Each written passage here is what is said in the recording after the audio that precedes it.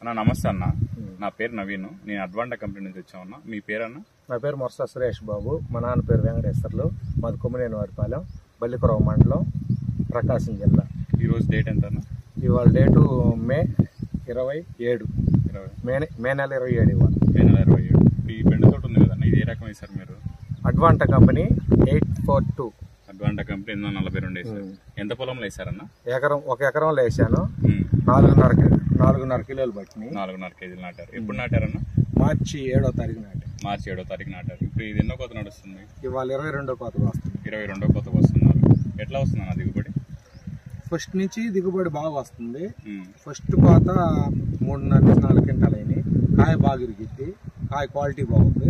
అప్పటి నుంచి ఇప్పుడు దాకా తప్పకుండా ఒకే పట్టు వస్తుంది. 2-3 కోతలు 7 క్వింటాలు 7.5 దాకా అయినాయి.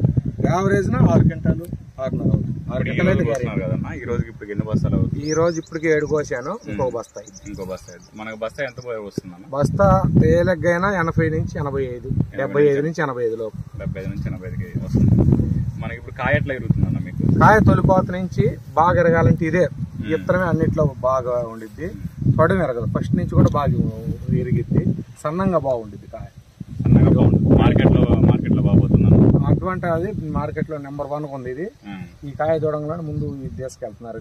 మార్టూరు, గుంటూరులో ఇది ప్రస్తుతానికి జనంలో బాగా పేరు వచ్చింది. కాయ బాగుండిద్ది. మీకు ఇప్పుడు ఇది ఎండాకాలం కదన్న, ఇక్కడ తెల్ల ముక్క అట్లాంటివి తెల్ల చెట్టు అనేది ఒక్కటి కూడా లేదు. బాగా నీట్గా ఉంది.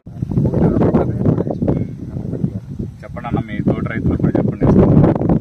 మన చేను చూసిన తర్వాత దగ్గర మా పోయిన సంవత్సరం ఫస్ట్ మనమే, ఈ సంవత్సరం ఫస్ట్ నేను వేసాను. దిగుబడి బాగుంది.